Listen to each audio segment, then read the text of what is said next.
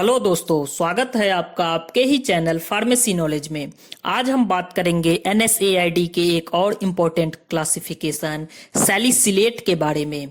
आज हम mainly salicylate के वेरी इंपॉर्टेंट ड्रग्स एस्पिरिन की बात करेंगे, जिसे आप पहले से ही जानते होंगे, और एस्पिरिन को एसिटाइल सैलिसिलिक एसिड भी कहा जाता है।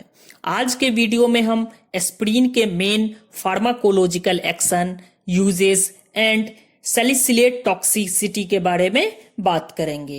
तो चलिए स्टार्ट करते हैं सैलिसिलेट के बारे में, जो कि एक NSAID है। It means non steroidal anti inflammatory drugs है। सैलिसिलेट मेनली सैलिसिलिक एसिड के सॉल्ट्स एंड ईस्टर्स हैं।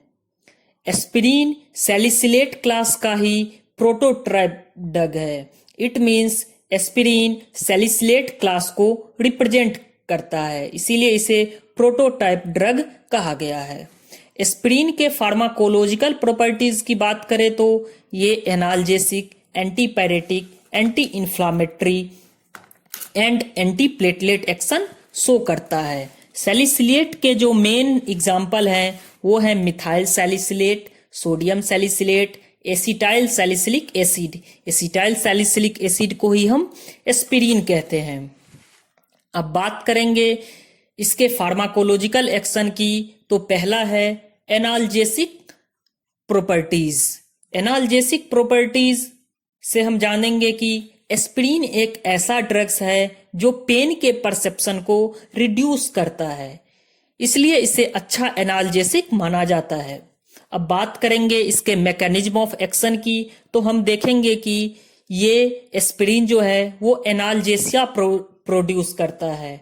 इट मींस ये इंज्यूर्ड टिश्यू पर जहां पे पेन का सेंसेशन होता है उसे रिड्यूस करता है, और जब हम एस्पिरिन एडमिनिस्ट्रेशन करते हैं तो ये इंज्यूर्ड टिश्यू पर COX-2 एंजाइम को ब्लॉक करता है, जिससे कि प्रोस्टाग्लैंडिन का सिंथेसिस इनहिबिट हो जाता, और जब इंज्योर्ड पेरिफेरल टिश्यू पर प्रोस्टाग्लैंडिन सिंथेसिस नहीं होगा तो नर्व में जो पेन का सेंसेशन है वो रिवर्सिबल तरीके से डिक्रीज हो जाएगा। एस्पिरिन रिवर्सिबल तरीके से पेन के परसेप्शन को रिड्यूस करता है। इट मींस आप कुछ देर के लिए पेन के परसेप्शन को रिड्यूस कर सकते हैं, बट हमेशा के लिए आप पेन को खत्म नहीं कर सकते, इसलिए हमने वर्ड यूज किया है रिवर्सिबल तरीके से। इस तरह ये अपना एनाल्जेसिक एक्शन शो करता है। इसका यूज हम mild pain as like muscle pain, joint pain, toothache, dysmenorrhoea के ट्रीटमेंट में करते हैं। अब बात करेंगे कि हम एस्पिरिन कहाँ रिकमेंड नहीं कर सकते। वो है treatment of severe pain as like heart pain and post operative pain. इस केस में हम एस्पिरिन का यूज नहीं करते हैं। इसके साथ ही एस्पिरिन के यूज करने से हिप्नोसिस यानी स्लीपिंग इंड्यूस नहीं होता है, और ड्रोजीनेस का भी सिम्टम देखने को नहीं मिलता है। जबकि आप ओपियाइड एनाल्जेसिक यूज करते हैं तो hypnosis and drowsiness symptom appeared होता है।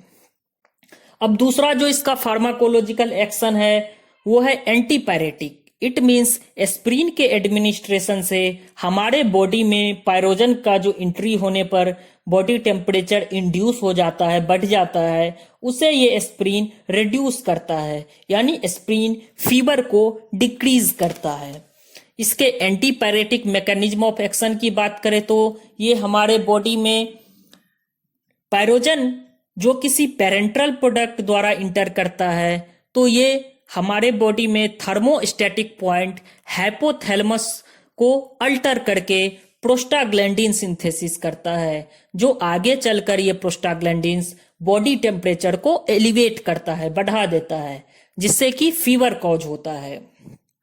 तो जब हम एस्पिरिन एडमिनिस्ट्रेशन करते हैं तो ये थर्मोस्टेटिक पॉइंट यानी हाइपोथैलेमस को रीसेट करके प्रोस्टाग्लैंडिन के सिंथेसिस को इनहिबिट करता है, जिससे हमारे बॉडी में स्वेटिंग करने लगती है, और क्यूटेनियस वैसोडाइलेशन होने से हमारा बॉडी टेम्परेचर रिड्यूस हो जाता है। इस तरह से एस्पिरिन फीवर को रिड्यूस करके अपना एंटीपायरेटिक एक्शन शो करता है।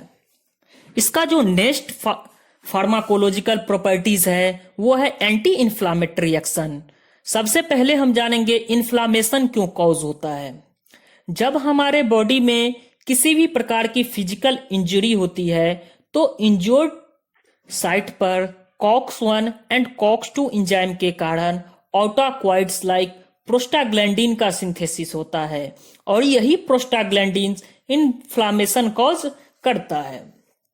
अब कॉक्स एंजाइम के बारे में हम क्विक रिकॉल करें तो इसे साइक्लोऑक्सीजिनेज एंजाइम कहा जाता है और कॉक्स मेनली 2 टाइप्स के होते हैं। कॉक्स 1 जो कि हमारे बॉडी में पहले से ही कॉन्स्टिट्यूटिव रूप में प्रेजेंट होता है एंड कॉक्स 2 जो किसी भी प्रकार के इंजरी होने पर इंजर्ड टिश्यू पर इंड्यूस होता है और ये कॉक्स 2 ही प्रोस्टाग्लैंडिन के सिंथेसिस के लिए मेन प्रिकर्सर माना जाता है। तो जब हम एस्प्रिन का एडमिनिस्ट्रेशन करते हैं तो ये कॉक्स 2 एंजाइम को इनहिबिट करता है जिससे प्रोस्टाग्लैंडिन सिंथेसिस नहीं हो पाता। इसके साथ ही ये म्यूकोपॉलीसैकेराइड के सिंथेसिस को इनहिबिट करता है जो कि एक्स्ट्रा सेलुलर मैट्रिक्स में ग्राउंड सब्सटेंस का फॉर्मेशन करता है। इस तरह से एस्प्रिन एडेमा एंड स्वेलिंग के कंडीशन को भी रिड्यूस करता है और अपना एंटी इन्फ्लामेटरी प्रॉपर्टीज शो करता है। नेक्स्ट जो इसका फार्माकोलॉजिकल एक्शन है वो है एंटी प्लेटलेट एक्शन जो कि एस्प्रिन का इंपॉर्टेंट एक्शन माना जाता है। यह कार्डियोवैस्कुलर डिजीज होता है एक आर्टेरियोस्क्लेरोसिस जिसमें आर्टरीज के वाल थिक और हार्ड हो जाता है जिससे कि हार्ट्स में या अदर ऑर्गन में ब्लड फ्लो रिस्ट्रिक्ट होने लगता है।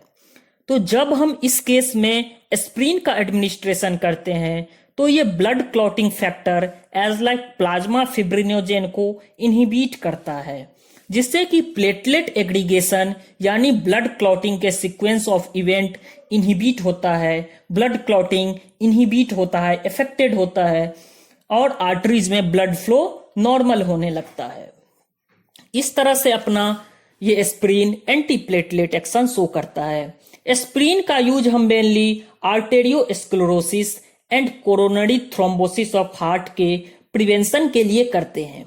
अब हम एस्प्रिन के कुछ और इफेक्ट देखेंगे जो हमारे बॉडी में होता है। तो पहला है लोकल इफेक्ट। तो हम जानेंगे कि एस्प्रिन में कीरेटोलाइटिक, एंटीसेप्टिक एंड फंगीस्टैटिक प्रॉपर्टीज भी मौजूद होते हैं।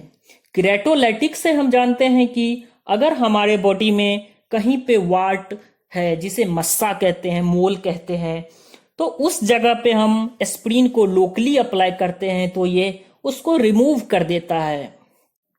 इसीलिए इसमें कीरेटोलाइटिक प्रॉपर्टीज प्रेजेंट होता है। कुछ और हैं जैसे कि एंटीसेप्टिक एंड फंगीस्टैटिक एक्शन।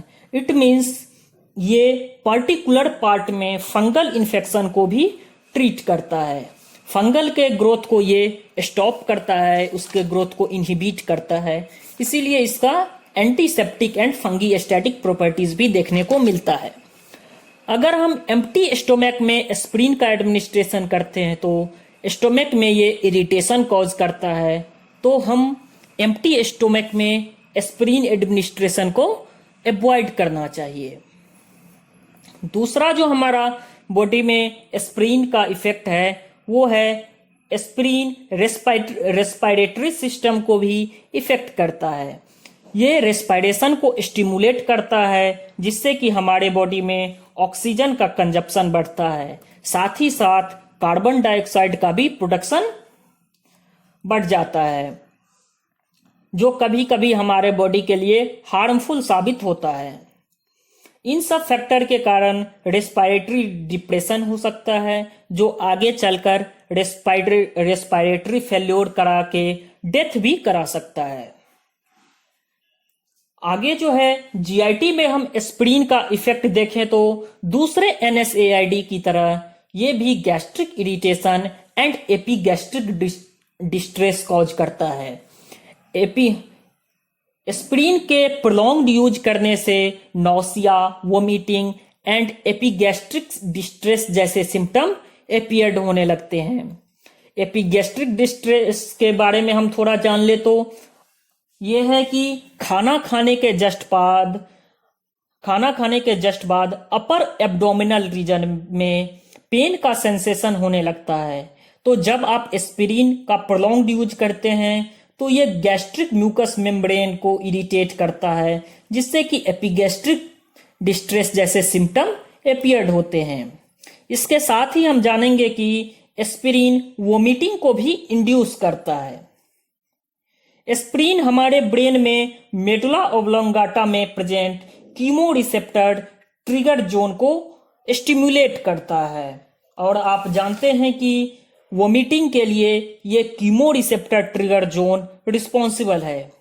तो इस तरह से एस्पिरिन वोमिटिंग को भी इंड्यूस करता है। अगर आप एस्पिरिन का काफी लंबे समय तक यूज करते हैं तो ये स्टोमक में NSAID इंड्यूस अल्सर कॉज करता है।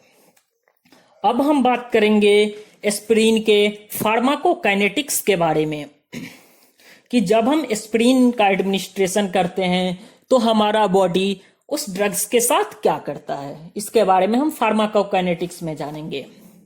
तो जब आप एस्पिरिन को ओरली एडमिनिस्ट्रेट करते हैं तो ये स्टोमक में और स्मॉल इंटेस्टाइन में वेल एब्जॉर्ब ड्रग है। इसका मेटाबॉलिज्म ऑफ एक्शन लीवर में होता है और ये ग्लूकोर्निक एसिड के साथ कंजुगेट होके अपना मेटाबॉलिक प्रोडक्ट बनाता है, और इसका मेटाबॉलिक प्रोडक्ट का जो रेसिडुअल पार्ट है वो यूरिन के द्वारा ग्लोमेरुलर फिल्ट्रेशन होने के बाद बॉडी से एक्सक्रीट आउट हो जाता है, और ये प्लाज्मा प्रोटीन के साथ 80% बॉन्ड बनाता है। अब मेनली हम बात करेंगे सैलिसिलेट यानी एस्पिरिन के थेरेपेटिक यूजेस के बारे में। तो पहला जो इसका यूज है वो है as a analgesic. It means aspirin pain के परसेप्शन को रिड्यूस करता है, इसलिए इसे एज अ एनाल्जेसिक हम यूज करते हैं। तो अगर किसी में हेडेक है, माइग्रेन है, बैकएक है, जॉइंट पेन है, या फिर पुल्ड मसल पेन है, टूथेक है एंड डिसअमेनोरिया के कंडीशन में हम एज अ एनाल्जेसिक एस्पिरिन का यूज करते हैं। Second is aspirin is also used as a good antipyretic. It means किसी पायरोजन द्वारा इंड्यूस्ड हुए बॉडी टेम्परेचर को रिड्यूस करने में, फीवर को रिड्यूस करने में हम एस्पिरिन को एज अ एंटीपैरेटिक यूज करते हैं। Third one is rheumatoid arthritis के केस में भी हम एस्पिरिन का यूज करते हैं। And the most important fourth is as an antiplatelet agent. It means coronary arteries में थ्रोम्बस फॉर्मेशन, ब्लड क्लॉटिंग के फॉर्मेशन को भी प्रिवेंट करने के लिए हम एज अ एंटीप्लेटलेट एस्पिरिन को यूज करते हैं। मेनली हम आर्टेरियोस्क्लेरोसिस जैसे डिजीज को प्रिवेंट करने के लिए एस्पिरिन का यूज करते हैं। अब बात करेंगे इसके एडवर्स इफेक्ट की कि इसके क्या क्या एडवर्स इफेक्ट हमारे बॉडी पे देखने को मिलता है। वो कॉमन है जैसे कि nausea, anorexia and gastric irritation. आप सभी जानते हैं NSAID गैस्ट्रिक इरिटेशन कॉज करता ही करता है। Second one is allergy and skin rashes जैसे भी सिम्टम देखने को मिलते हैं। अब जो हमारा मेन पॉइंट है, अब हम बात करेंगे मेनली सैलिसिलेट यानी एस्पिरिन के हायर डोज यानी टॉक्सिक डोज लेने पर क्या होता है। जब आप प्रिस्क्रिप्शन से ज्यादा अमाउंट में एस्पिरिन को लेते हैं तो ये टॉक्सिक डोज कहलाता है, और इसके कारण एक्यूट सैलिसिलेट पॉइजनिंग कॉज होता है, जो कि हमारे लिए फैटल या हार्मफुल कंडीशन होता है। अगर आप एस्पिरिन को 15 से 30 ग्राम लेते हैं, जो कि फैटल डोज माना जाता है, तो यह हार्मफुल कंडीशन होता है। बच्चों में 10 से 18 ग्राम को फैटल डोज ऑफ एस्पिरिन माना गया है। तो जब किसी ने फैटल डोज में एस्पिरिन का एडमिनिस्ट्रेशन किया है तो उसमें vomiting, dehydration, electrolyte imbalance, restlessness and mental confusion जैसे सिम्टम अपीयर्ड होता है। साथ ही साथ कभी कभी हेलुसिनेशन भी कॉज होता है। अब सैलिसिलेट पॉइजनिंग के ट्रीटमेंट की बात करें तो sodium, potassium, bicarbonate and glucose को सेलाइन के थ्रू इंट्रावेनसली एडमिनिस्ट्रेड किया जाता है। ये सबसे बेस्ट ट्रीटमेंट माना जाता है सैलिसिलेट पॉइजनिंग के केस में। इसके साथ ही अनएब्जॉर्ब ड्रग्स के लिए गैस्ट्रिक लैवेज कराया जाता है, जिससे कि अनएब्जॉर्ब ड्रग बॉडी से बाहर हो सके। थैंक यू दोस्तों, फार्मेसी नॉलेज से कनेक्ट रहे। हम आगे के वीडियो में एनएसएआईडी के कुछ और बचे हुए क्लासिफिकेशन के बारे में बात करेंगे।